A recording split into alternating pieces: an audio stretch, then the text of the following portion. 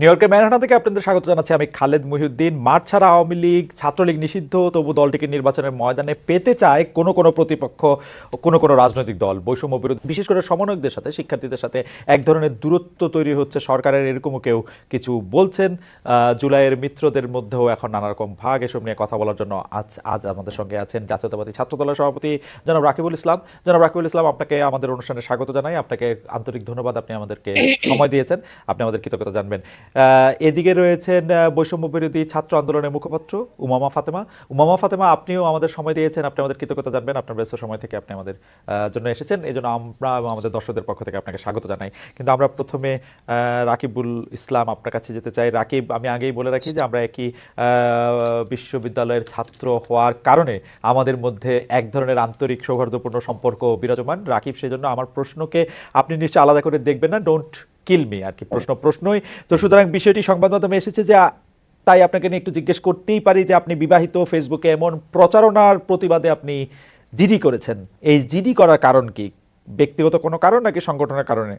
আমরা যতদূর জেনেছি ঢাকা বিশ্ববিদ্যালয়ের 2006-07 শিক্ষাবর্ষের ছাত্র আপনি। বছর মিস না করলে আপনার নিয়মিত ডিগ্রি অর্জন, গ্র্যাজুয়েশন, পোস্ট গ্র্যাজুয়েশন অনেক আগে শেষ হওয়ার কথা। এখন আপনার ছাত্রত্ব রক্ষা কি শুধুমাত্র নেতৃত্ব রক্ষার কারণে? কেউ কেউ বলছেন যে আমরা এতদিন আন্দোলন করেছি, এখন আওয়ামী লীগ সরকার গেছে, এখন আপনারা যারা নেতৃত্বে আছেন তারা নেতৃত্বটা এনজয় করতে চান। নেতৃত্বটা কতটা এনজয় করছেন জনাব রাকিবুল ইসলাম? ধন্যবাদ। প্রথমে আমি আমার সরাসরি প্রশ্নের উত্তরে চলে যাচ্ছি যে জিডির বিষয়টি এসেছে, বিবাহিত বিষয়টি। এটি হলো হঠাৎ করেই ঢাকা বিশ্ববিদ্যালয়ের শিক্ষার্থীদের একটি গ্রুপ রয়েছে, ফার্স্ট সোশ্যাল মিডিয়া গ্রুপ, সেখানে এবং আরেকটি সম্ভবত আওয়ামী লীগ মনা এবং হয়তো বা অপর সমর্থন মনা, সেখানে হঠাৎ করেই আমাদের দৃষ্টিগোচর হয় যে আমার নাকি সন্তান রয়েছে, আমি বিবাহিত, তাও একটি সন্তান নয়, 3 না 4টি সন্তান, এরকম একটা বিষয় সামনে আসলো। তো আসার পর আমি স্বাভাবিকভাবে, এখন তো আমরা স্বাভাবিকভাবে এখানে আইনের আশ্রয় নেওয়া ছাড়া কোনো উপায় নেই, তাই আমরা আইনের আশ্রয় নিয়েছি এবং তাদেরকে যাচাই করতে বলেছি যে এই ধরনের মিথ্যা নিউজ যেন প্রচার করা না হয়। আর আমরা তো এখানে স্বাভাবিকভাবে যারা মডারেটর রয়েছে, অ্যাডমিন রয়েছে, তাদেরকে আমরা কোনো কিছু বলতে পারি না। আমরা খুবই নমনীয় এবং ভদ্রতার সহিত ক্যাম্পাসগুলোতে রাজনীতি করে যাচ্ছি।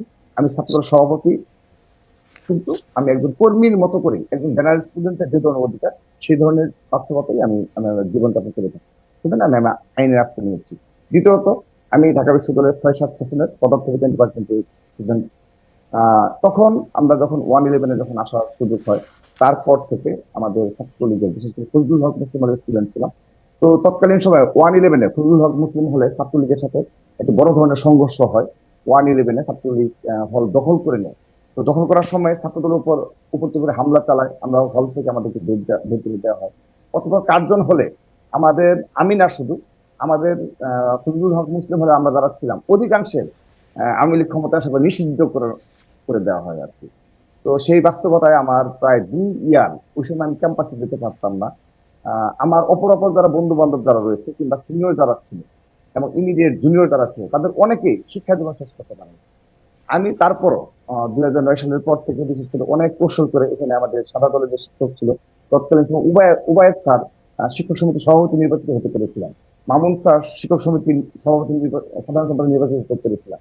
তারা সর্বাত্মক সহযোগিতা করেছে, সেজন্য আমি অনার্স সার্টিফিকেট পেয়েছি, আমি শিক্ষা জীবন শেষ করতে পেরেছি। কিন্তু আমার যারা সহযোদ্ধা বন্ধু ছিল, ফজলুল হক মুসলিমের যাদের আবাসন ছিল, তাদের অনেকেই তারা পড়াশোনা জীবন, শিক্ষা জীবন শেষ করতে পারে শুধুমাত্র ছাত্রলীগের। তো পেছনের গল্পটা হলো এটা। তো পরবর্তীতে আমরা আবারও যখন আওয়ামী লীগ আসলো, তখন 14 সালের পরে আমি আবারও মাস্টার্সের জন্য ট্রাই করলাম 15 সালে। তখন যেহেতু তারা অবৈধ নির্বাচন করে ফেললো এবং আমরা একটি আন্দোলনে গিয়েছি, সেই আন্দোলনে আমরা সফলতা মুখ দেখি। অথবা ক্যাম্পাসে বারবার আমাদের উপর হামলা করা হয়েছে। আমি মাস্টার্স আমাকে কমপ্লিট করতে দেওয়া হয়নি। আমি 2 টাইম আমি কোনো মতে ভর্তি হয়ে, এবং আপনি হয়তো জেনে থাকবেন ঢাকা বিশ্ববিদ্যালয় পদার্থবিজ্ঞান ডিপার্টমেন্টে পড়াশোনা করা ছাড়া কারো পাস করার কোনো নজির নেই, এবং 4th ইয়ারে প্রায় স্টিল নাও 40% স্টুডেন্ট ফেল করে, মানে স্বাভাবিক ভাবে যারা পড়াশোনা করে তাদের কোর্স, অর্থাৎ ঢাকা বিশ্ববিদ্যালয় পদার্থবিজ্ঞান এবং ম্যাথমেটিক্স এই প্রবলেমটা রয়েছে। তো তারপরও আল্লাহর রহমতে আমি সর্বোচ্চ ভাবে পলিটিক্স করার পরও, রাজনীতিতে সময় দেওয়ার পরও আমি শিক্ষা জীবন শেষ করতে পেরেছি। এটি হলো আমাদের সেই আন্দোলন সংগ্রাম এবং আমাদের জীবনের সোনালী দিনগুলো। রাকিব, আপনার শিক্ষা জীবন কবে শেষ হয়েছে? রাকিব, আপনার শিক্ষা জীবন কবে শেষ হয়েছে? জি, পরবর্তীতে 14 সালে যখন সে শেষ হওয়ার পরে যখন অনার্স রেজাল্ট দিল, তারপর মাস্টার্স যখন 2 বার ভর্তি হয়েছি, আমাকে করতে দেওয়া হয়নি। অতঃপর ওকে। 2018 সালে যখন ডাকসু নির্বাচনের বাস্তবতা, অবৈধ ইলেকশনের উপর ডাকসু নির্বাচনের বাস্তবতায়, তখন আমি ফিজিক্স আমাকে আর সুযোগ দেয়নি। হুম কারণ আমাদের ফিজিক্স ডিপার্টমেন্টে নিয়ম রয়েছে হুম যে আপনি 2 থেকে 3 বছরের মধ্যে না করলে আপনাকে এলাও করবে না। হুম পরবর্তীতে আমার খুবই খুবই কষ্ট আমার জীবনের, যে আমি ঢাকা বিশ্ববিদ্যালয়ে মাস্টার্স করতে পারবো না। এটি আমি যখন ভাবি, আমার সত্যি খুবই, আমি আমার মানে আমি আর মানে মনকে বোঝাতে পারি না। রাইট। পরবর্তীতে গভর্নেন্স স্টাডিজ আমি ভর্তি হয়েছি, এবং সেখানে ফার্স্ট সেমিস্টারে আমি ফার্স্ট ক্লাস ফার্স্ট পেয়েছি। পরবর্তীতে আমি ঢাকা বিশ্ববিদ্যালয়ের আহ্বায়ক হলাম। অতঃপর বারবারই আমাদের উপর হামলা মামলা, এবং আচ্ছা, ক্যাম্পাসে আমার কাটাবনের বাসার সামনে থেকে আমাকে ধরে নিয়ে গেল। খুব ভালো লাগলো পরবর্তীতে শুনে। এটাও আমাকে কন্টিনিউ করতে দেওয়া হয়নি, রাকিব, ছাত্রলীগ আমাকে রাকিব, দেয়নি। রাকিব এটা খুব, এইগুলো আমার সাথে বাস্তবতা। রাকিব এটা শুনে খুবই মানে আপনার আপনার যে আপনি খুব অল্প সময় অল্প কথায় আপনার কাহিনী আপনি বলেছেন। তো একটি যে অভিযোগ যে আছে যে এই 17 বছর হিসা আদায়ের জন্য, যেটা আমি বলছিলাম, আমি খুব খুশি হয়ে কথাটি বলছি রাকিব, তা না, কিন্তু বয়স্করা যারা আপনাদের মতো সিনিয়ররা আছেন তারা ছাত্র পদবি ছাড়তে চাইছেন না। 260 জন সদস্যের বর্তমান কেন্দ্রীয় কমিটি নেতাদের অধিকাংশের বয়সী 30 বছরের বেশি। নিয়মিত শিক্ষার্থীদের পেছনে রেখে আপনারা কত বয়স অবধি আসলে নেতৃত্বে থাকতে চান? ধন্যবাদ, ধন্যবাদ। আমাদের এই কেন্দ্রীয় সংসদীয় কমিটি মেয়াদী হয়েছে হুম 7 কি 8 মাসের মতো হয়েছে। হুম তো তৎকালীন সময় একটা বাস্তবতা ছিল, কিন্তু যেহেতু জুলাই আগস্টের একটা বাস্তবতা তৈরি হয়েছে, হুম আমরা সে বিষয়ে অবগত রয়েছি। হুম আমাদের হাইকমান্ড অবগত রয়েছে। ওকে। আমরা সেজন্য ইতিমধ্যে আমরা সিদ্ধান্ত নিয়েছি, হুম বাংলাদেশের সকল শিক্ষা প্রতিষ্ঠানগুলোতে, যেগুলোতে আমরা দীর্ঘদিন ক্যাম্পাসে আমাদেরকে প্রবেশই করতে দেওয়া হয়নি, হুম সেখানে আমরা একদম নিয়মিত স্টুডেন্টদের হাতে দায়িত্ব দিয়ে দিচ্ছি। স্টেপ বাই স্টেপ কেন্দ্রীয় সংসদে নিয়মিত স্টুডেন্টদের হাতে দায়িত্ব দিয়ে আচ্ছা, আমরা বিদায় নেবো, এবং খুব দ্রুততম সময়ে এই কাজগুলো ইনশাআল্লাহ সম্পূর্ণ করবো। এটি আপ- এমন নয়, এটা দ্রুততম সংগঠনের সময় বিষয়। মানে এটি এমন নয়। দ্রুততম সময় তো নানা ধরনের দ্রুততম সময় আছে, মানে 4 বছর 5 বছর, অনেক সময় দ্রুততম না, সময়, মানে না, ওরকম না। না, না, না, আমাদের সংগঠনের দ্রুততম সময় এটি বোঝায় না খালি যে আমাদের কি বোঝায় দ্রুততম আসলে? সময়, আমাদের সময় মেয়াদ থেকে 2 বছর, কিন্তু আমরা 2 বছর না, আমরা টার্গেট নিচ্ছি যে হ্যাঁ। আমরা খুব হয়তো বা 3 মাসের মধ্যে আমরা আমাদের যে হুম কলেজ কমিটিগুলো, সেই কমিটি সম্পন্ন করতে পারবো। অপর কিছু কমিটি সম্পন্ন করে আমরা নিয়মিত স্টুডেন্টদের হাতে হুম দিয়ে বিদায় নিতে পারবো। এটি একটা সাংগঠনিক প্রক্রিয়া, এবং সেই বাস্তবতা আমরা বুঝি। সেই হুম বাস্তবতার আলোকে ওকে। আমরা আমাদের সাংগঠনিক কর্মপন্থা আহ, স্থির করেছি, ঠিক করেছি। ওকে, ধন্যবাদ। আপনাকে ধন্যবাদ। আমি একটু উমামা ফাতেমা আপনার কাছে যেতে চাই।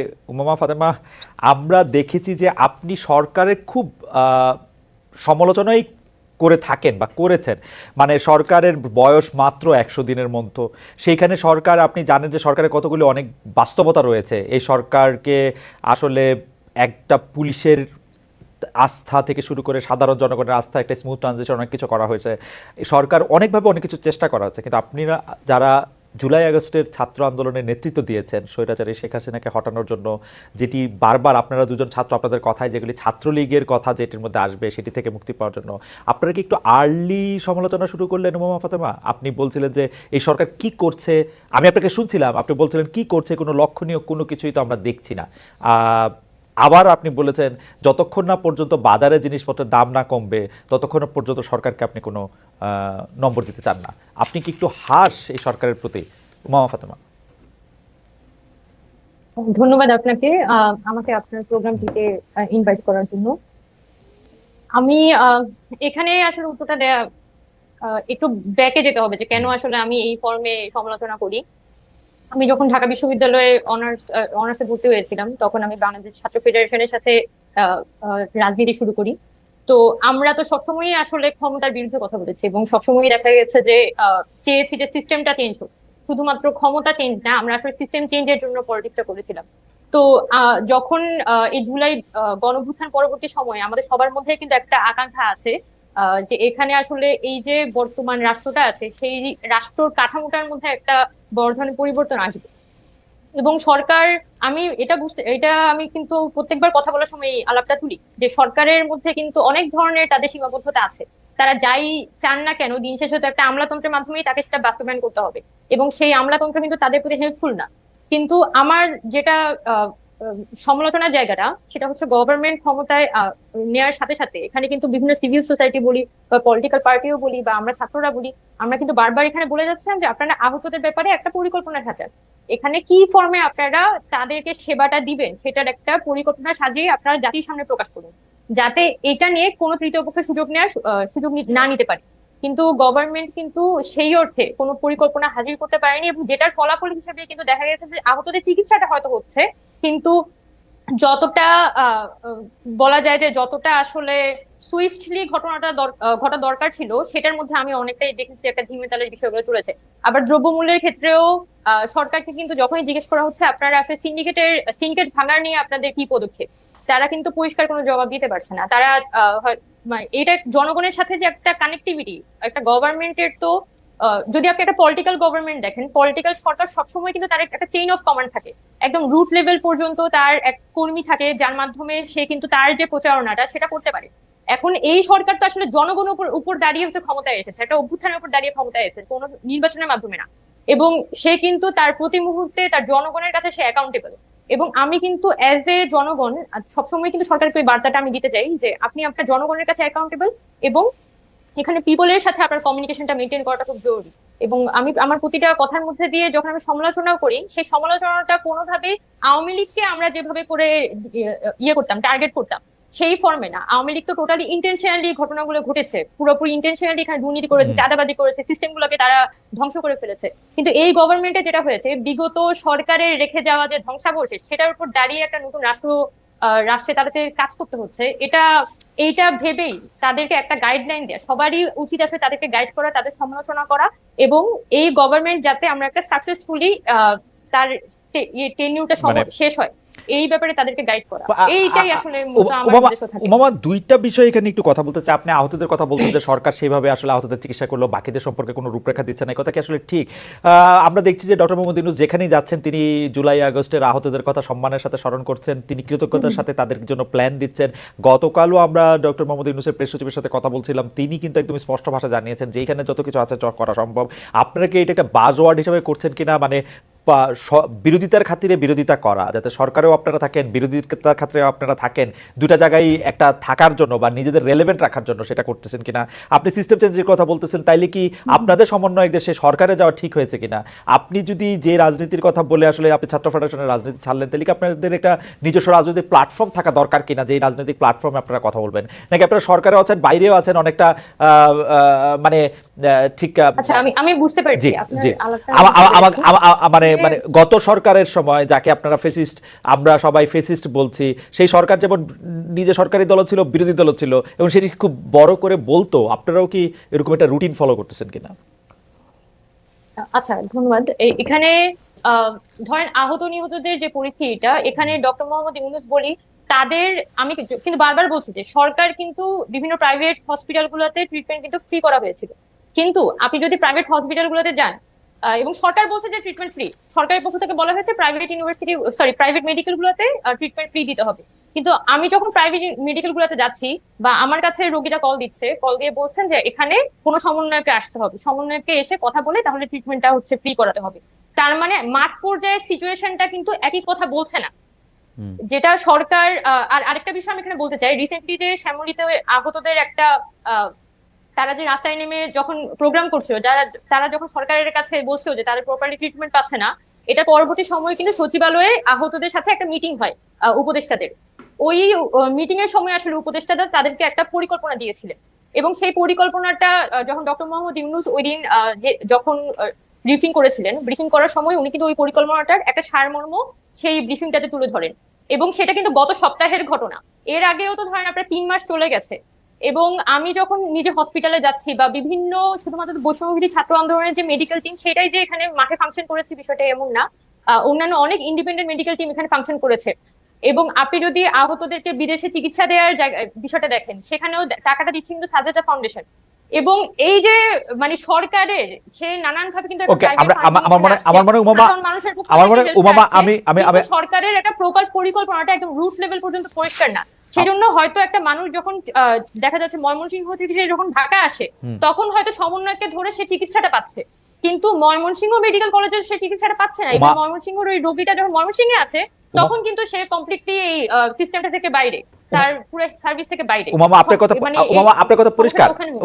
পরিষ্কার। এখানে আমি স্পষ্ট দুই একটা জিনিস একটু অল্প কথা একটু জানতে চাই। আপনি কি মনে করেন যে সমন্বয়কদের তিনজন যে আসলে সরকারে আছে এই সিদ্ধান্তটা একটু ভুল ছিল, নাকি আপনি মনে করেন ঠিকই আছে, ঠিকই ছিল?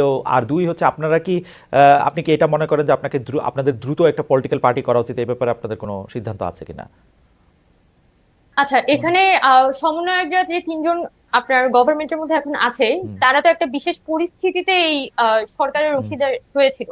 আপনারা নিশ্চয়ই জানেন যে এখানে 5 আগস্ট পরবর্তী সময়ে 3 দিন কোনো ধরনের গভর্নমেন্ট ছিল না, হুম, এবং দেশে যে এরকম একটা বিধ্বস্ত পরিস্থিতি, হুম, তখন সারা দেশের মানুষের কিন্তু একদম প্রাইম একটা কনসার্ন ছিল যে দেশে এই মুহূর্তে একটা গভর্নমেন্ট ফর্ম করতে হবে। হুম, হুম, এবং সেই জায়গা থেকেই কিন্তু আমাদের আসিফ ভাই, নাহিদ ভাই, ওরা ওই সময়ে এই উপদেষ্টা পরিষদের মধ্যে হুম, যায়, এবং উপদেষ্টা পরিষদটা ওই মুহূর্তে গঠন করা হয়। হুম, এবং এখানে ছাত্রদের যে যাওয়ার জায়গাটা মূলত হচ্ছে জনগণের সাথে, এখানে যাতে উপদেষ্টা পরিষদ যারা আছে তারা যাতে গণঅভ্যুত্থানের যে স্পিরিট ওকে, সেটাকে প্রপারলি আপহোল্ড করতে পারে, ওকে, সেটা নিশ্চিত করা, সেটার একটা চেক এন্ড ব্যালেন্স করা, এটা কিন্তু আমাদের সকল ছাত্রেরই ঠিক দায়িত্ব, আছে। এটা বৈষম্যবিরোধী ছাত্র আন্দোলনের দায়িত্ব। এটাকে আমরা স্পেসিফিক্যালি মানে করতে চাই। আপনি যে বলছেন যে সরকারে আছে, সরকারের হুম। বাইরেও আছে, এটাকে আমরা বলতে চাই এটা একটা চেক এন্ড ব্যালেন্সের সম্পর্ক আর গভর্নমেন্টের রাজনীতি, সাথে আমরা মেনটেন করছি। রাইট। কারণ এই সরকার তো আসলে দিন শেষে কোনো পলিটিক্যাল গভর্নমেন্ট না। তো এখানে জনগণের যে অভ্যুত্থানের যে একটা আকাঙ্ক্ষা, সেটাকে যাতে গভর্নমেন্ট বৈষম্য আপহোল্ড করতে পারে, সেটা বৈষম্য নিশ্চিত করার জায়গাটা আমরা আমরা চাই যে সরকার এটা আপহোল্ড করুক, এবং বৈষম্য আমরা ওই বার্তাটা বিভিন্ন সময় পৌঁছাই। আর বৈষম্য বিরোধী আমরা ছাত্র যারা পলিটিক্যাল বর্তমানে পার্টি, বৈষম্যবিরোধী ছাত্র পলিটিক্যাল আন্দোলনের পার্টি। সাথে আছি, এখানে আমরা যিনি আহ্বায়ক কমিটি গঠন করছিলাম 21শে অক্টোবর, সেদিন কিন্তু আমরা খুব পরিষ্কার করে বলেছিলাম যে বৈষম্যবিরোধী ছাত্র আন্দোলন প্ল্যাটফর্মটা কোনো পলিটিক্যাল পার্টিতে কনভার্টেড হবে না। যদি এই প্ল্যাটফর্মের ছাত্ররা পরবর্তী রাজনৈতিক দল করতে চায়, বা এটা একটা পোর্শন অফ স্টুডেন্টস রাজনৈতিক দল করতে চায়, সেটা তো অবশ্যই সবার রাজনীতি করার অধিকার এখানে আছে, বা তরুণদের তো রাজনীতিতে আসলেই আসা উচিত। কিন্তু এই প্ল্যাটফর্মটাকে আমরা কোনো রাজনৈতিক দলে রূপান্তরিত করবো না, এটা আমাদের পক্ষ থেকে সিদ্ধান্ত। ওকে, আমি শুধু এই কথাটি বলে রাখি যে আপনি একটা রাজনৈতিক প্ল্যাটফর্ম করবেন না এটি বলেছিলেন। আপনি কিন্তু এই কথাও বলেছিলেন যে শেখ হাসিনা পতনের মধ্যে দিয়ে বৈষম্য বিরোধী ছাত্র আন্দোলনের প্রয়োজন ফুরিয়ে এসেছে। আপনার সেই লেখার শেষ কথা ছিল আমাদের বুঝতে হবে কোথায় আমাদের থামতে হবে। এটি নিয়ে আমরা আপনার সঙ্গে আলাপ করবো। তো কিন্তু তার আগে আমি একটু ছাত্রদলের সভাপতির কাছে একটু যেতে চাই। আপনি জানেন যে ঢাকা বিশ্ববিদ্যালয়ের ছাত্রদলের রাকিব, আপনি জানেন যে ঢাকা বিশ্ববিদ্যালয়ের ছাত্রদলের পূর্ণাঙ্গ কমিটি ঘোষণার পর 4 দিনের মাথায় 6 জন পদ হারিয়েছেন। তাদের বিরুদ্ধে আমরা যতটুকু জেনেছি ছাত্রলীগ থেকে অনুপ্রবেশের অভিযোগ, নিষিদ্ধ ছাত্রলীগ থেকে ছাত্রদলের অনুপ্রবেশের অভিযোগ সারা দেশেই। এটা ঠেকাতে আপনারা কি করছেন? আমাদের অনেকগুলি প্রশ্ন রয়েছে, আপনি একটু দ্রুত এর জবাব দিলে ভালো হয়। ছাত্রলীগের অনুপ্রবেশকারী, ছাত্রদলে বহিষ্কার, আপনারা কি করছেন এটা নিয়ে? জি। একটি বাস্তবতা রয়েছে যে যেহেতু আমরা দীর্ঘদিন ক্যাম্পাস থেকে বিতাড়িত অবস্থায় ছিলাম, তখন এই পর্যায়ে এসে আমরা যখন জুলাই আগস্টের বাস্তবতার পর থেকে আমরা ঢাকা বিশ্ববিদ্যালয় সহ সকল ক্যাম্পাসে আমাদের সাংগঠনিক কার্যক্রম শুরু হয়েছে। তো সেই বাস্তবতায় যখন আমাদের কিছু সাংগঠনিক কার্যক্রমে সামান্য ভাবে একটু হতেই পারে, তো সেটি আমরা সাথে সাথে শুধরে নিয়েছি, অর্থাৎ আমরা কেন্দ্রীয় সংস্থা থেকে তদন্ত করে দিয়েছি, এবং তাদের সেই তদন্ত রিপোর্টের আলোকে আমরা যাদেরকে মনে করেছি যে হ্যাঁ তারা তাদের বিরুদ্ধে ব্যবস্থা নেওয়া প্রয়োজন আমরা নিয়েছি। হুম, আর ছাত্রলীগের বিরুদ্ধে আমাদের সুস্পষ্ট অবস্থান, হুম, একজন ছাত্রলীগের চিহ্নিত ছাত্রলীগের কোন কর্মীকে আমরা স্থান দেব না, কিন্তু যাদেরকে জোরপূর্বক ভাবে ছাত্রলীগ হল হুম। হলে মানে একটা হলে সিট পেতে পাওয়ার ক্ষেত্রে ছাত্রলীগ করতে বাধ্য হয়েছে, কিংবা যারা সামান্যতম সেটা কেমনে রাকিব, ফার্স্ট ইয়ার সেটা কেমনে ফার্স্ট বুঝবেন? ইয়ার কেমনে বুঝবেন? মানে হ্যাঁ কাদের ফার্স্ট জোর ইয়ার করা হয়েছে, কাদের জোর করা হয়েছে, কারা আনন্দ নিয়ে গেছে, সেটা বুঝবেন কেমনে? হ্যাঁ এটি বোঝার ওই রয়েছে, যেমন মানে জুলাই আগস্টে আপনি যাকে বলে আন্দোলন দেবেন। চলমান ছিল, এই বৈষম্যবিরোধী ছাত্র আন্দোলন যখন একটি রূপ নিচ্ছিল আর কি, মানে এক দফার দাবিতে, ঠিক সে সময় অনেক ছাত্রলীগের কর্মী মানে পদ নেই, যারা গণরুমে থাকতো কিংবা যারা রুমে থাকতো ফার্স্ট ইয়ার সেকেন্ড ইয়ার, মানে বিশেষ করে ফার্স্ট ইয়ার সেকেন্ড ইয়ার, তাদের অনেকেই তাদের সোশ্যাল মিডিয়ায় তাদের অবস্থান স্পষ্ট করেছে।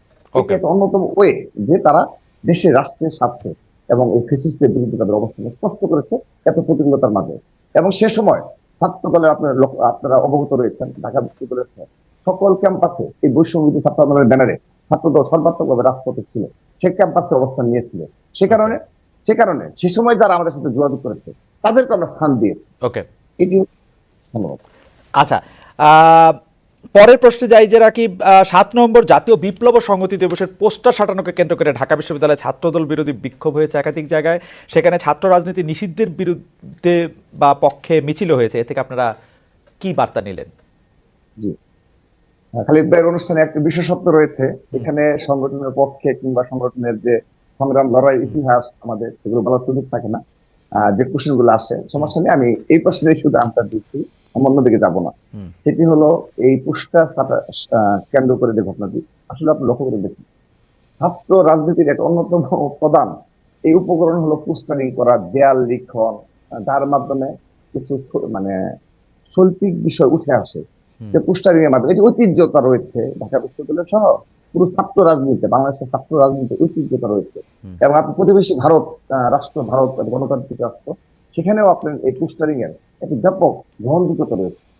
তো যেহেতু ছাত্রলীগ এই 15.5 বছরে ছাত্র রাজনীতি কালচারটাকে ধ্বংস করে দিয়েছে, এখন জেনারেল স্টুডেন্ট যারা রয়েছে তাদের মননে একটি বিষয় স্পষ্ট হয়েছে যে তারা এই ছাত্র রাজনীতির প্রতি একটু ঘৃণার দৃষ্টিতে দেখে হুম, এই স্টুডেন্ট পলিটিক্সটাকে। এটি বাস্তবতা, আমরা কিন্তু এটি স্বীকার করি এবং সে অনুযায়ী আমাদের পরবর্তী স্টেপ নিয়েছে। সেই বাস্তবতায় যখন পোস্টারিং এর বিষয়টা ছিল, এটি আমাদের ছিল শুধুমাত্র ক্যাম্পাস কেন্দ্রিক, কোনো হল পর্যায়ে কোনো কর্মসূচি ছিল না। কিন্তু যেহেতু আমাদের এখন ঢাকা বিশ্ববিদ্যালয়ের সকল ক্ষেত্রে আমাদের বিপুল সংখ্যক কর্মী রয়েছে আমাদের, তো অল্প কিছু কর্মী নেতা কর্মীরা তারা না বুঝে অবচেতন ভাবে তাদের রুমে কিংবা সংশ্লিষ্ট এলাকাতে লাগা পোস্টার সাটিয়েছে। তো তার পরবর্তীতে আমরা কিন্তু সাথে সাথে এই বিষয়ে স্পষ্ট করেছি যে আমাদের হল পর্যায়ে কোনো কর্মসূচি নেই, যারা করেছে অতি উৎসাহী হয়ে করেছে। তার পরবর্তীতে সামান্য তার পরিমাণে তার মানে তার মানে তার মানে বৃহৎ পরিসরে কিছু হয়নি। তার মানে বৃহৎ আপনারা পরিসরে আপনারা আপনারা কেন্দ্রীয়ভাবেও পোস্টার লাগাতে চান নাই, ব্যাপারটা কিরকম? না, না, আমরা ক্যাম্পাস থেকে অবশ্যই পোস্টার লাগাবো, পোস্টার লাগিয়েছি ক্যাম্পাস থেকে, কিন্তু কিন্তু সেটি অবশ্যই হল পর্যায়ে আমরা মানে আমাদের কোনো উৎসাহ নেই।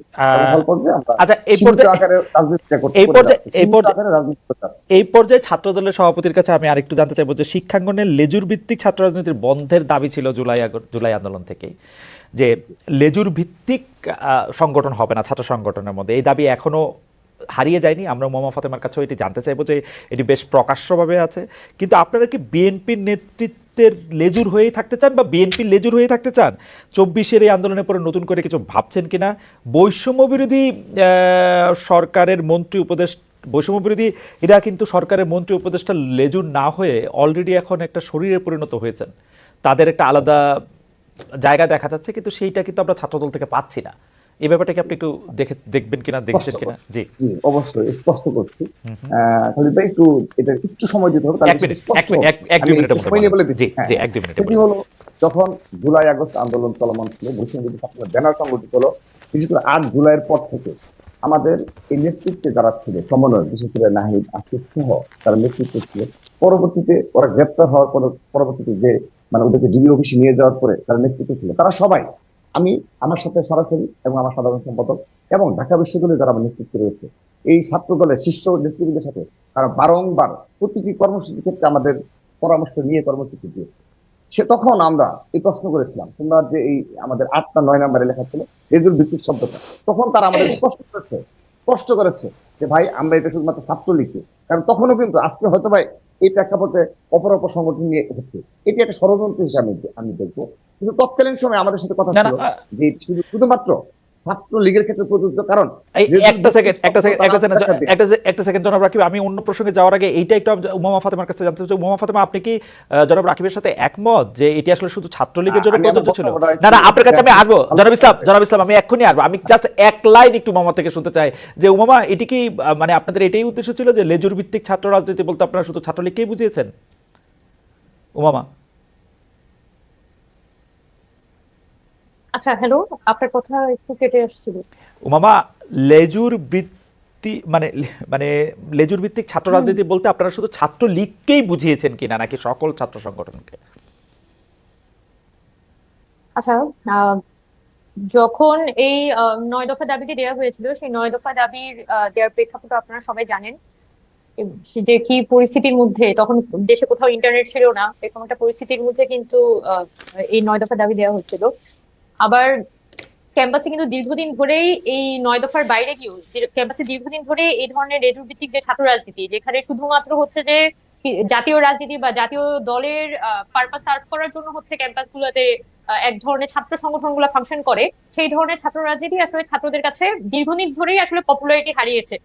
তো ছাত্রদের মধ্যে থেকে বিশেষ করে বুয়েটে যখন আবরার ফাহাদ মারা যাওয়ার পরে না না আবরার ফাহাদ উমামা মৃত্যুর উমামা পরে উমামা আপনার সঙ্গে আমরা বড় করে কথা বলতে আসবো।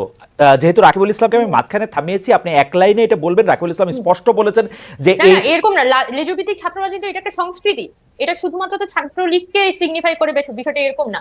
ছাত্রলীগ স্পেসিফিক্যালি ওই সময় একটা আতঙ্ক ছিল, তবে লেজুভিত্তিক ছাত্র রাজনীতি অবশ্যই এটা একটা স্পেসিফিক টার্ম যেটা আসলেই ক্যাম্পাসগুলোতে আছে ওকে এবং বাংলাদেশের ছাত্র উমামা রাজনীতি প্রতিবছর উমামা আপনাকে অনেক ধন্যবাদ। জনাব ইসলাম আপনি কন্টিনিউ করবেন, আমরা আবার উমামার কাছে ফিরবো, কিন্তু আমরা জনাব রাকিবকে একটু শুনতে চাই। কিন্তু জনাব রাকিব, লেজুর ভিত্তিক ছাত্র রাজনীতি সম্পর্কে কিন্তু আমি সংস্কৃতিটাই বুঝেছি, আমি উমামার সাথে একদম একমত।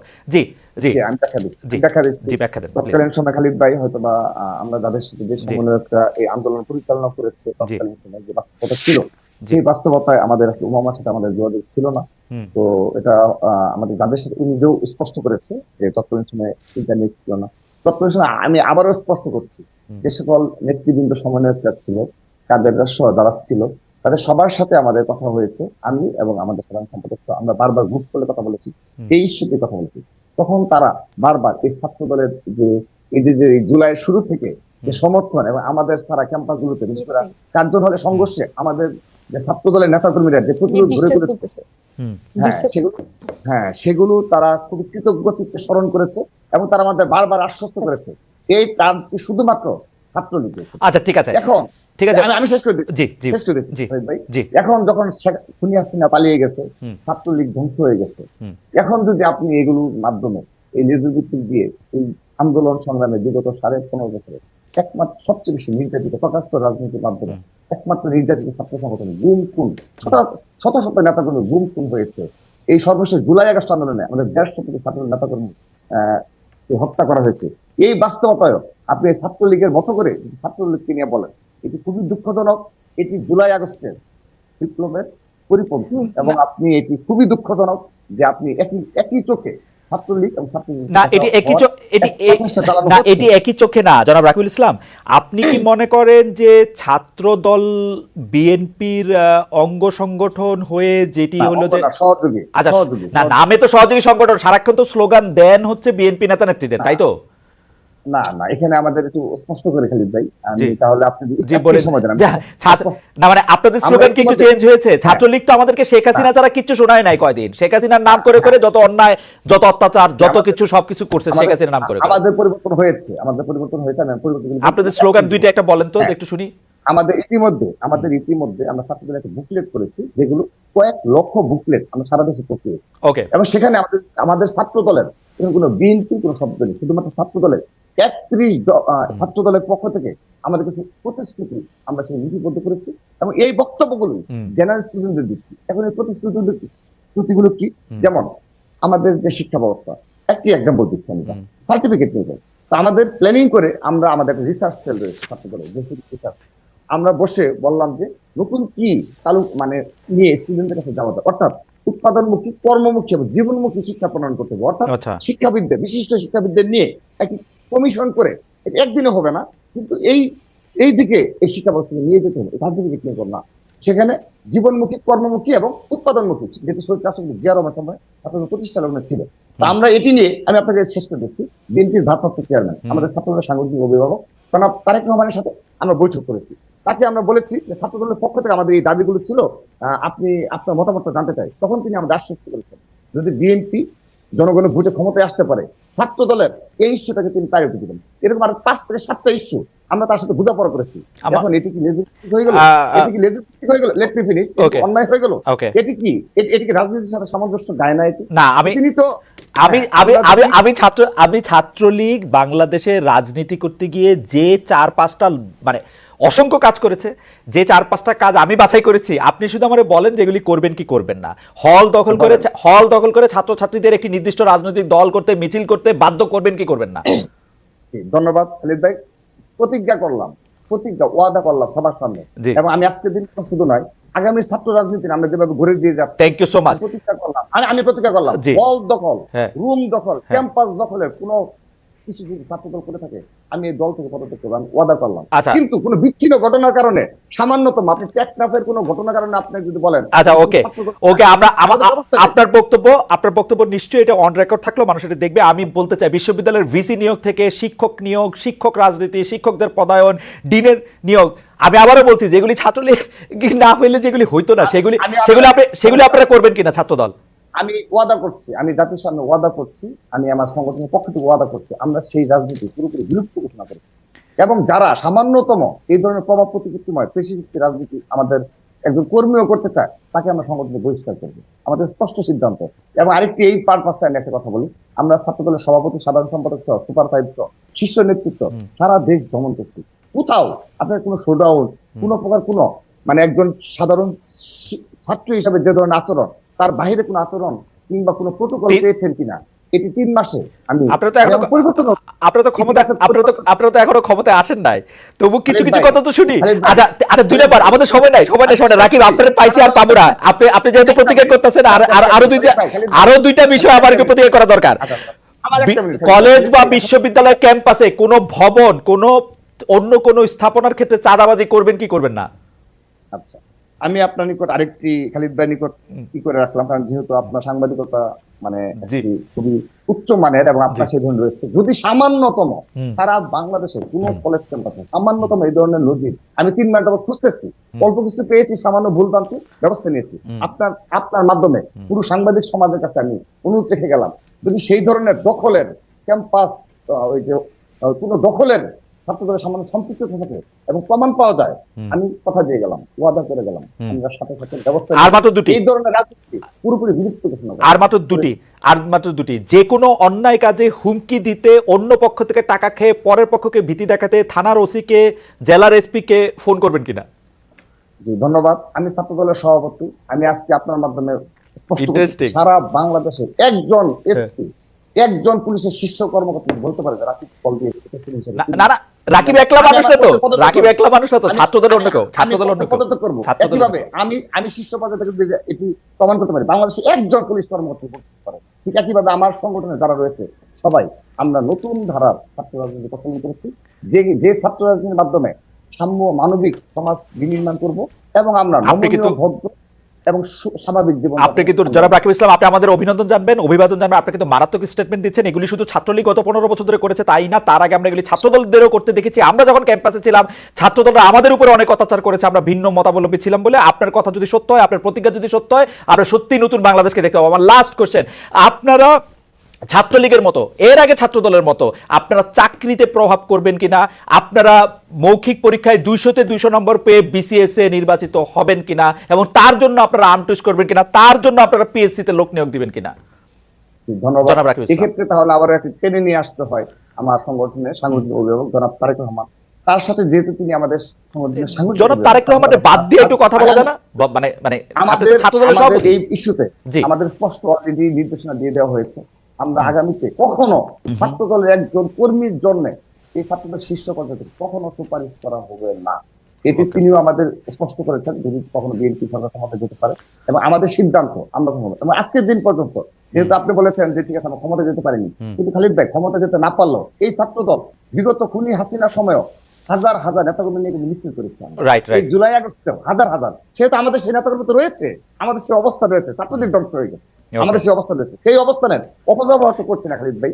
যদি অপব্যবহার করে থাকি, যদি আমার সংগঠনে কেউ করে থাকে, আমি সবই জনাব রাকিব ইসলাম, যদি সরকারের পরিবর্তনে আপনারা যদি ক্ষমতা আসেন, আপনাকে আমি আগাম আমন্ত্রণ জানিয়ে রাখলাম। আপনি সভাপতি থাকেন আর যেই সভাপতি থাকুক, আমি এগুলি পরীক্ষা করে আবারও আপনাকে প্রশ্ন করবো, আপনি কত টাকা দামের গাড়ি চড়ছেন, সেই গাড়ি আপনার বোন কিনে দিয়েছে কিনা, এবং সেই গাড়িতে চড়ার প্রশ্নের কারণে আমাকে আর কি কি সম্মুখীন হতে হয় সেগুলিও নিশ্চয়ই আমি দেখবো।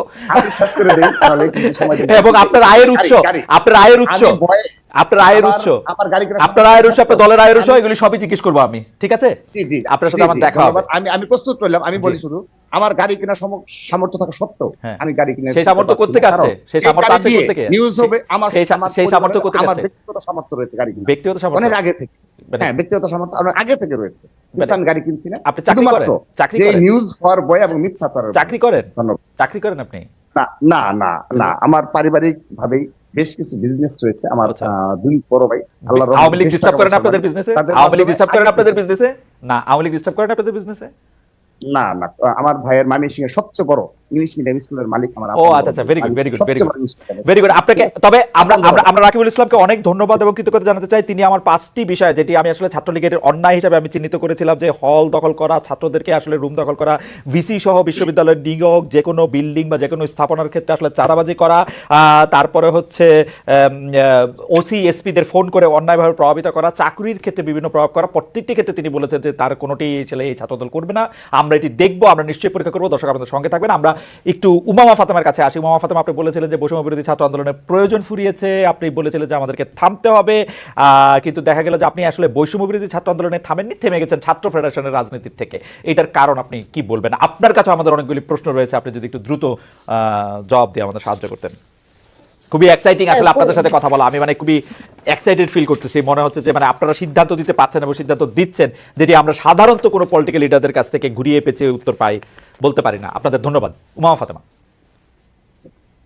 আচ্ছা, মানে উত্তরগুলো তো কঠিন উত্তর, মানে লম্বা উত্তর আপনি শর্টে দিতে আচ্ছা, না বললে না, যেটা আচ্ছা আচ্ছা, হবে, দেন দেন মানে দেন এটা দেন দেন আপনি জিনিসটা চেঞ্জ হয়ে যেতে জি পারে, জি, মানে যতটা একই রকম ভাবে না, ক্যাচ ফর উমামা উমামা মানে বলাটা উমামা উমামা যতটা না মানে যতটা পারা যায় একটু কনসাইজ করে বলেন, অসুবিধা নেই। আচ্ছা, যখন 8 আগস্ট যখন ইন্টারিম গভর্নমেন্ট ফর্ম হলো, এটার পরবর্তী সময়ে এটা পরবর্তী সময় না, এটার আগেই দেখা যাচ্ছে নানান জায়গায় এত সমন্বয়ক পরিচয়ে দেখা যাচ্ছে এক ধরনের চাঁদাবাজি বা সমন্বয়ক পরিচয়ে অমুক জায়গায় প্রিন্সিপাল পদত্যাগ করানো, তমুক জায়গায় অমুকে পদত্যাগ করানো, এরকম একটা পরিস্থিতি কিন্তু সৃষ্টি হয়ে গেছিল। তখন আরেকটা জিনিস এখানে আমি বলে রাখতে চাই যে এখানে অভ্যুত্থানের সময়টাতে এখন আমরা যতটা পরস্পরের সাথে কমিউনিকেট করতে পারি, যত বেশি কথাবার্তা বলতে পারি, ওই অভ্যুত্থান পরবর্তী সময়ে কিন্তু এই সুযোগগুলো আমাদের মধ্যে ছিল না, নিজেদের মধ্যে একবার বসাও আসলে হয়নি।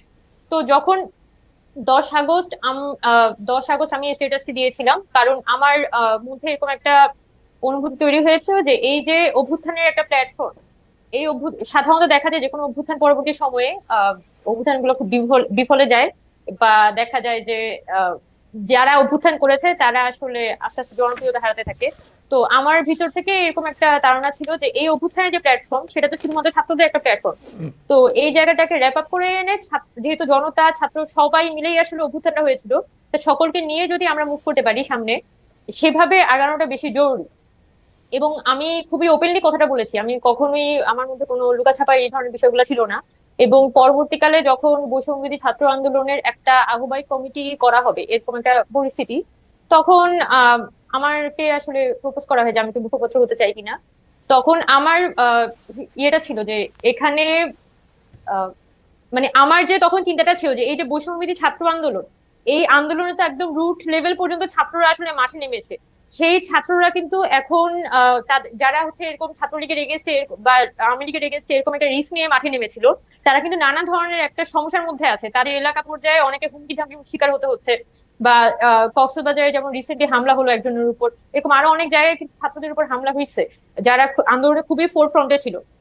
তো এই ছাত্রদের মধ্য থেকে কিন্তু কিন্তু উমামা একটা কিন্তু উমামা জাতি দেওয়া আমরা যে বা শুনি, বলা যায় একটা কিন্তু pressure উমামা যে আমরা যে শুনি, আপনারা আমরা যে শুনি, আপনারা কোনো একটার দিকে আগান। ও- এখন উমামা সেই জায়গা উমামা থেকে আপনি কি আমাকে আমাদের শুনতে কমিটিটা পাচ্ছেন? আমরা তখন ফর্ম করি যাতে হচ্ছে যে এই ছাত্রদের যে শক্তি, সেই শক্তিটাকে অন্তত সুসংহত করে আনা যায়, রাইট যাতে আমাদের উমামা। যে একদম রুট লেভেল পর্যন্ত যে ছাত্ররা আছে, সেই যারা একদমই জেনারেল ছাত্র, যারা কোনো ধরনের পলিটিক্যালি অ্যাফিলিয়েটেড ছিল না, কিন্তু অভ্যুত্থানের যে স্পিরিটটা যারা হোল্ড করে, তাদেরকে অবশ্যই কিন্তু আমার সেফটি দেওয়াটাও গুরুত্বপূর্ণ। কারণ রাষ্ট্র তো ওই পরিস্থিতির মধ্যে নাই যে তার চেইন অফ কমান্ড একদম টপ টু বটম খুবই ইনট্যাক্ট। উমামা এরকম একটা পরিস্থিতিতে উমামা যখন একজন ছাত্র হচ্ছে উমামা উমামা আপনি কি আমাকে শুনতে পাচ্ছেন? থাকে, উমামা তো আপনি কি আমাকে শুনতে? বৈষম্যবিরোধী ছাত্র উমামা আন্দোলন সুসংহত করে আনা উমামা আমার কথা গুরুত্বপূর্ণ, শুনতে হবে এবং আপনাকে। সেটার উপরে কিন্তু পরবর্তী আমরা ফোকাস করেছিলাম। উমামা আমার কথা শুনতে হবে আপনাকে। আপনি কি শুনতে পাচ্ছেন আমাকে? হ্যাঁ, একটু আপনার কথা না মানে ইয়ে আসছে না, পরিষ্কার ভাবে আসছে না। আচ্ছা ঠিক আছে, এখন কি শুনতে পাচ্ছেন? আমার একটা পরিষ্কার হ্যাঁ, প্রশ্ন এখন হচ্ছে, শুনতে পারছি।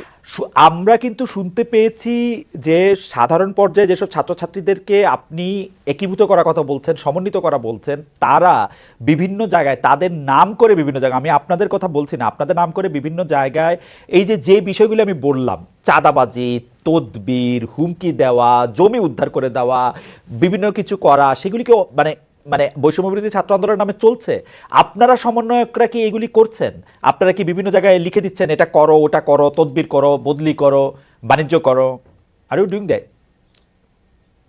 আচ্ছা, এখানে আমি যতটুকু আমার জায়গা থেকে বলতে পারি যে এখানে একদম রুট লেভেল পর্যন্ত যদি কেউ সমন্বয়ক পরিচয়ে এমন একটা একটা ইলিগাল কাজ করতে যায়, একটা মামলা দিতে যায়, আমি যখন যতবারই টকশোতে কথা বলেছি বারবারই কিন্তু বলেছি যে এখানে কোনোভাবেই কেন দেশে তো ল অ্যান্ড অর্ডার রেস্টোর করাটা খুবই ইম্পর্টেন্ট, সেটা না করে সমন্বয়ক যখন মামলা দিতে যাবে সাথে সাথে কেন পুলিশ গিয়ে মামলাটা একসেপ্ট করে নিবে?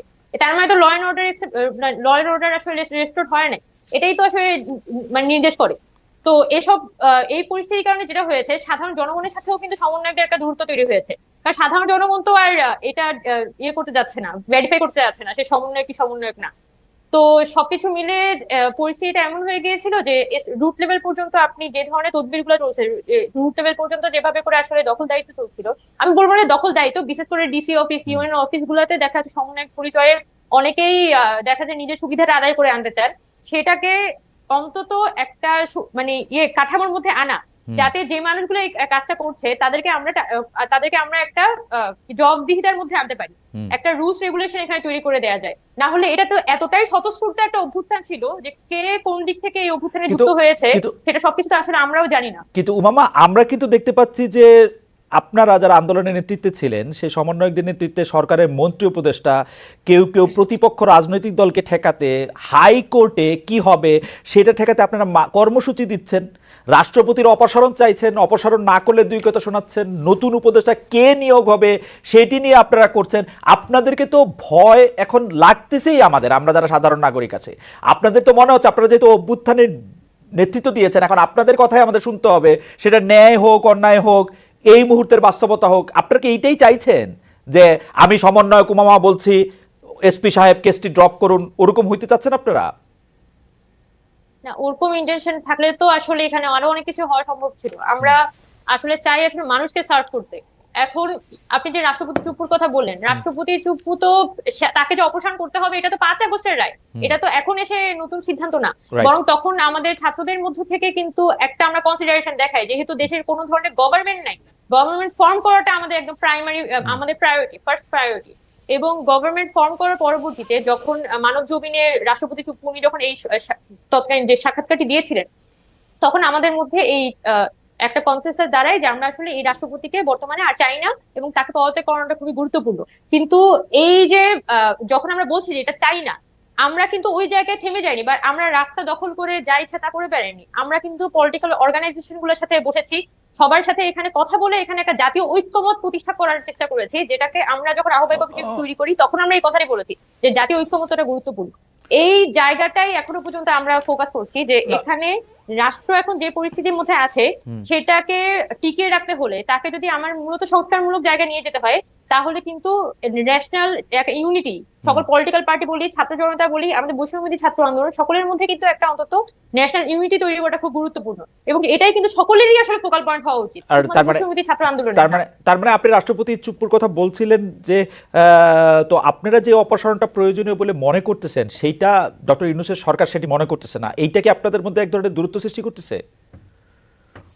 এখন ডক্টর ইউনূসের সরকার তারা যেভাবে করে সিদ্ধান্ত নিচ্ছে, তারা বিভিন্ন ধরনের পার্টির সাথে বসছে, তাদের একটা নিজস্ব মেকানিজম আছে যে ফরম্যাটে তারা একটা সিদ্ধান্তে পৌঁছায়। এখন আমি নিজে যেহেতু গভর্নমেন্টের অতটা কি বলা যায়, গভর্নমেন্ট কিভাবে কি সিদ্ধান্ত নিচ্ছে সে ব্যাপারে আমার আইডিয়া খুব বেশি নাই, বরং গভর্নমেন্টের যে ছাত্ররা আছে তারা সব থেকে বেটার বলতে পারবে এই প্রসঙ্গে।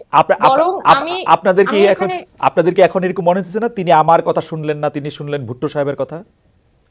না, এই ফর্মে কেন হবে? মানে যেটা আপনি বলতে যাচ্ছেন যে এখানে আমরা এদের মধ্যে একটা অভিমানমূলক সম্পর্ক কাজ করছে, বিষয়টা এমন না।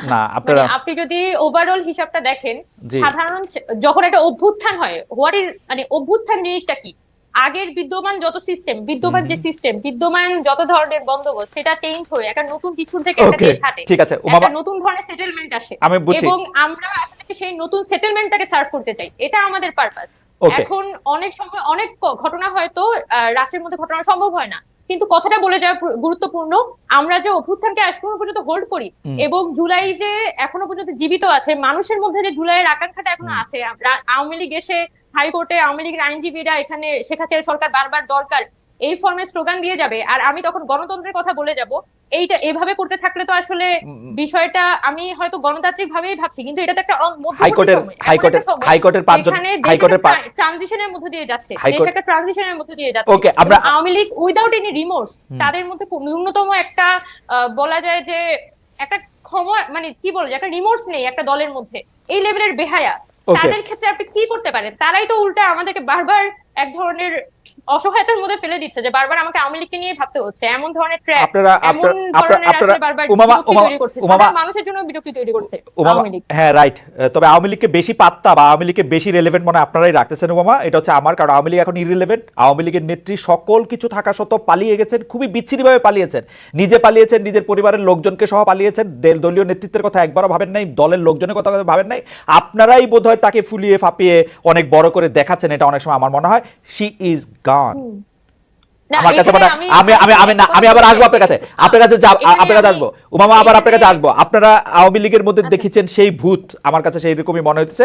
যাই হোক, আমি একটু জনাব আমি একটু এখানে ইন্টারভিউ করতে চাই ভাই, আমাকে যে 20 সেকেন্ড বলেন, 20 সেকেন্ড সেখানে বলেন। হচ্ছে যে এলাকা পর্যায়ে যদি আপনি যান, আমি যদি ঢাকার পরিস্থিতি দেখি তাহলে জিনিসটা একরকম লাগে, কিন্তু এলাকা পর্যায়ে এখনো পর্যন্ত যে নেতাকর্মীরা ছিল তারা ওপেনলি ঘুরে বেড়াচ্ছে বা ঘরের মধ্যে বসে আছে, তাদেরকে গ্রেফতার করা হচ্ছে না, এবং স্থানীয় ভাবেও কিন্তু তো এলাকা পর্যায়ে মানুষজন বলছে যে আওয়ামী লীগ বাংলাদেশে তারা খুবই ওপেনলি ফ্রিলি ঘুরে বেড়াচ্ছে। বাংলাদেশে তো আমি তো দিন শেষে তো এখানে আওয়ামী লীগের বিরুদ্ধে মানুষ একত্রে হয়েছিল, এই কথাটা আমাদের মাথায় রাখতে হবে। বাংলাদেশের আওয়ামী লীগের বিরুদ্ধে একটা অভ্যুত্থান, বাংলাদেশের 30% লোক আওয়ামী লীগ করতে পারে। আওয়ামী লীগের বিরুদ্ধে না একীভূত হয়েছিল 15 বছর শেখ হাসিনার স্বৈর শাসনের বিরুদ্ধে একীভূত হয়েছিল, এবং সেটাতে বিজয় লাভ হয়েছে, এবং সেই বিজয় আওয়ামী লীগের লোকজন ঘোরাফেরা করা, মানে আপনি কি সব আওয়ামী লীগের লোককে নিয়ে জেলে ভরে দিবেন? এটা তো বাস্তব না। এখানে সব আওয়ামী লীগের লোকের বিষয় আসছে না, এখানে আসছে যে আওয়ামী লীগ একটা দলকে সিস্টেমেটিক্যালি একটা গণহত্যা চালিয়েছে, সেই সিস্টেম, সে যে একটা দল সিস্টেমেটিক্যালি একটা সন্ত্রাসী সংগঠনের মতো ফাংশন করছে, সেটাকে সাধারণ মানুষ তারা আস্থা ঘুরে ছুঁড়ে ফেলে দিয়েছে। এটাই হচ্ছে আমাদের নতুন রাজনৈতিক বন্দোবস্ত, যেখানে হচ্ছে আওয়ামী লীগের এই গণহত্যাকারী সংগঠনের কোন ধরনের সামাজিক মানে বলা যায় পুনর্বাসন আমরা হইতে দিব না, এটা অন্তত আমাদের সাধারণ জনগণের একটা উমামা, দলের সামাজিক পুনর্বাসন, ব্যক্তির সামাজিক আচার, দুইটার নিয়ে নিশ্চয়ই আপনাদের সাথে আরো পরে আলাপ হবে। আমি একটু জনাব রাকিবুল ইসলামের কাছে যেতে চাই। রাকিবের কাছে যাওয়ার আগে আমি দর্শকদের কাছে প্রশ্ন করেছিলাম, বৈষম্য বিরোধী ছাত্র আন্দোলনের আহ্বায়ক হাসনাত আব্দুল্লাহ বলেছেন বর্তমান রাজনৈতিক কাঠামো রেখে জাতীয় নির্বাচন হলে এর কোনো গ্রহণযোগ্যতা থাকবেন না। এই মন্তব্য সমর্থন করেন কিনা? শতকরা 75% এই মন্তব্য সমর্থন করেছেন, শতকরা 25% এই মন্তব্য সমর্থন করেন নাই, 69,000 ভোট এর মধ্যে পড়েছে। আমি রাকিব আপনার কাছে জানতে চাই যে আওয়ামী লীগ পতনের পর ছাত্র লীগ বেশে থাকা বা ছাত্রলীগের মধ্যে থাকা ছাত্র শিবির নেতাদের আত্মপ্রকাশ ঘটেছে। এছাড়া কোনো কোনো ক্যাম্পাসে ছাত্র দলের চেয়েও সংহত অবস্থানে রয়েছে ছাত্র শিবিরের উত্থানকে আপনারা কি স্বাগত জানাচ্ছেন? অনেক জায়গায় শিবিরের হাতে মার খাচ্ছে ছাত্রদল, অথবা শিবিরের অধীনে থেকে ক্যাম্পাসে বিচরণ করছে ছাত্রদল। আমরা 1 মিনিট আপনার কাছে একটু শুনতে চাই রাকিবুল ইসলাম, যে আপনি তো নিশ্চয়ই ইয়াগুলি পড়েছেন, শিরোনামগুলি জেনেছেন, পড়েছেন, ঘটনাগুলি এসেছে আপনার কাছে। ধন্যবাদ। আমরা স্বাগত জানাই প্রকাশ্য রাজনীতি। বিগত 15.5 বছর একমাত্র বাংলাদেশের সংগঠন যে বৃহৎ পরিসরে অপরাপর ছাত্র সমাজগুলো তারা প্রচেষ্টা চালিয়েছে, তাদের প্রচেষ্টা ছিল, কিন্তু ছাত্রদল একমাত্র সংগঠন তারা বাংলাদেশের ঢাকা বিশ্ববিদ্যালয় সহ সকল ক্যাম্পাসে, সকল শিক্ষা প্রতিষ্ঠানে, কলেজ সহ এবং জেলা, মহানগর, উপজেলা, পৌর, ইউনিয়নে প্রকাশ্য ঘোষণা দিয়ে কমিটি করেছে, প্রকাশ্য ঘোষণা দিয়ে কর্মসূচি চালিয়েছে। অর্থাৎ আমাদের প্রকাশ্য রাজনীতি কোনো ষড়যন্ত্রমূলক, নিষিদ্ধ কিংবা গোপন কোনো সংগঠনের মতো নয়। তো এই প্রেক্ষাপটে যেহেতু জুলাই আগস্টে বাস্তবতার পরবর্তীতে যেহেতু হ্যাঁ আপনি যেটা বলেছেন সত্য, যে শিবিরের বেশ কিছু নেতাকর্মী ছাত্রলীগের আশ্রয় থেকে তারা পরবর্তীতে আত্মপ্রকাশ করেছে, আপনি আত্মপ্রকাশ শব্দটি ব্যবহার করেছেন, সেজন্য আমরা সাধুবাদ জানাই। প্রকাশ্য রাজনীতি তারা যেন, আমরা যেমন একটু আগে বললাম যে ছাত্রদলের প্রতিশ্রুতি রয়েছে, নিজস্ব আমাদের প্রতিশ্রুতি রয়েছে যে আমরা এই উদ্দেশ্যে আমরা ছাত্র রাজনীতি করছি, সাধারণ শিক্ষার্থীদের এই অধিকারগুলো বাস্তবায়ন। আপনি জানেন যে রাকিব একটা কথা, আমাদের এই অনুষ্ঠানটি চ্যানেল 24-এ দেখানো হয়, কিন্তু চ্যানেল 24 এখন তার নিয়মিত খবর পরিবেশনের জন্য চলে যাবে। আমরা আরো কিছুক্ষণ থাকবো আপনাদের সঙ্গে, এবং দর্শকরাও আছেন অনেকে আমাদের সঙ্গে, সেজন্য এটা নিয়ে কথা চালিয়ে যাব। অর্থাৎ আমি যে প্রশ্নটি আপনাকে করতে চাই, ছাত্র দল ছাত্র শিবিরকে মানে আধিপত্যের জায়গা থেকে শত্রু মনে করে কিনা যে ছাত্র শিবির? খালিদ ভাই, আমি আবারও বলছি, আপনি হয়তো বলতে পারেন যে পলিটিক্যাল কোনো বক্তব্য কিনা, পলিটিক্যাল বক্তব্য না, আমরা আধিপত্য শব্দটি বিলুপ্ত করেছি। ছাত্রদল আধিপত্য, দখল এই ধরনের শব্দের সাথে আর পরিচিত নয়।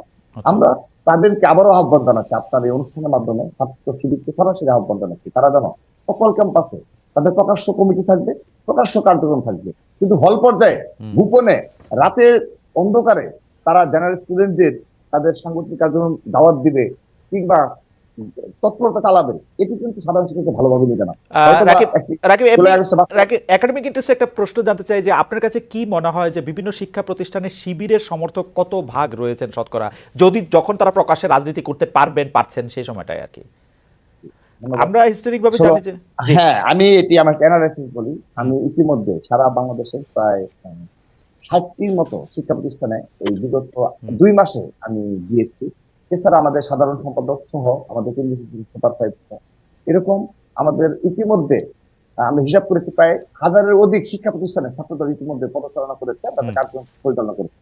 আমরা যে দৃষ্টিতে থেকে থাকি গোপন, তো গোপন সম্পর্কে মানুষের একটা আগ্রহ থাকে, কিংবা যেমন আপনিও একটা অ্যানালাইসিস বিশ্লেষণ করছেন, তো সেই জন্য আমি ওপেন হওয়ার আহ্বান জানাচ্ছি। তো আমি বলতে চাই তাদের হয়তো কয়েকটি শিক্ষা প্রতিষ্ঠানে তাদের কার্যক্রম আগে থেকেই ছাত্রলীগের প্রশ্রয় থেকে তারা কার্যক্রম তাদের সাংগঠনিক কার্যক্রম তৎপরতা চালিয়েছে, তাদের নেতাকর্মী রয়েছে, কিন্তু আমরা আমাদের কনফিডেন্স নিয়ে রাজনীতি করি।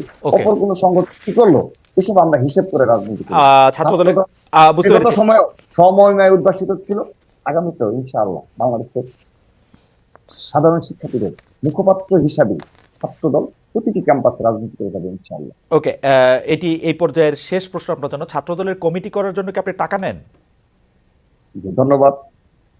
বিগত সময়ে আমাদের কমিটির জন্য টাকা দিবে এই অবস্থা ছিল না, কারণ আপনি দেখেছেন 3টি নির্বাচনের পর যখন এই 28 অক্টোবর থেকে 7 জানুয়ারি যে ধরনের একটি মেসাকারময় একটি নির্বাচন হলো, আমাদের অধিকাংশ নেতাকর্মীদের গ্রেপ্তার করলো, 40,000 নেতাকর্মী। আপনি সেই দিনগুলো ভুলে যাওয়া যাবে না। সেই দিনগুলো এই 7 জানুয়ারি আমরা শুধু আন্দোলনে ছিলাম, অতঃপর মার্চ মাসে আমার কমিটি দিল, এরপর তাকে কোনো কমিটি করতে পারিনি, জাস্ট কেন্দ্রীয় সংসদীয় কমিটি ছাড়া। আর তো কমিটি করতে পারেন আন্দোলনের মধ্যেই, তো এই আন্দোলনের জীবন কাটালাম, টাকা নেওয়ার কষ্টটা তো আসেই না, কারণ আমার কমিটি তো করিনি। আচ্ছা, কমিটি করলে টাকা নেবেন কিনা নিশ্চিত করছি, শুধু আমি নয়, আমার কথা তো বাদ, আমি তো আবারও বলছি, আমার বিরুদ্ধে কিন্তু গুরুতর কোনো অভিযোগ আসে আমি আমার এই পদ থেকে জনাব রাকিব ইসলাম, আপনাকে অনেক ধন্যবাদ। আপনাকে অনেক ধন্যবাদ। আমার সংগঠনের কথা বলি, আমার সংগঠনের কথাটা যেহেতু আমি সংগঠনের সভাপতি হিসাবে আমি কনফিডেন্স সহকারে এটা বলতে পারছি, সেহেতু আমার সংগঠনের কোন নেতা কর্মী টাকার বিনিময়ে বাংলাদেশে একটি কমিটি হবে না ইনশাআল্লাহ। রাকিব ইসলাম, আমার অভিজ্ঞতা আমি বলতে পারি, আপনি টাকা না নিলে, আপনার নেতা টাকা না নিলে, আপনার অভিভাবক টাকা না নিলে, সংগঠক টাকা নিলে কারোর সাহস নাই টাকা নিয়ে কোনো কিছু করবে। সেটি আপনি না নিলে এটা সম্ভব না।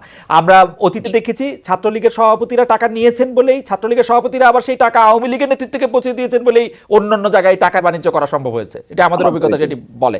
আমি উমা ফাতেমার কাছে আসি। উমা ফাতেমা, আমাদের শেষ প্রশ্ন কিন্তু আমি 2-3টি জায়গা থেকে একসাথে আপনি একটু দৃষ্টি আকর্ষণ করছি যে এই জুলাই আগস্ট আন্দোলনে ছাত্রীদের অনেক ত্যাগ রয়েছে, অনেক ক্ষেত্রে ছাত্রীদের বিভিন্ন অবস্থানের কারণে সেটা অলমোস্ট একটা গেম চেঞ্জার ছিল, কিন্তু আমরা ছাত্রীদেরকে বা আমরা যে নারী ছাত্রী বলি, মেয়ে ছাত্র বলি, তাদের আসলে বড় কোনো উপস্থাপন দেখি নাই। ফেসবুকের সমালোচনার পরে আপনাকে আসলে একটা মুখপাত্র বানানো হয়েছে, কিন্তু বিভিন্ন সভা সেমিনারেও আমরা তাদের অবস্থান কম দেখি।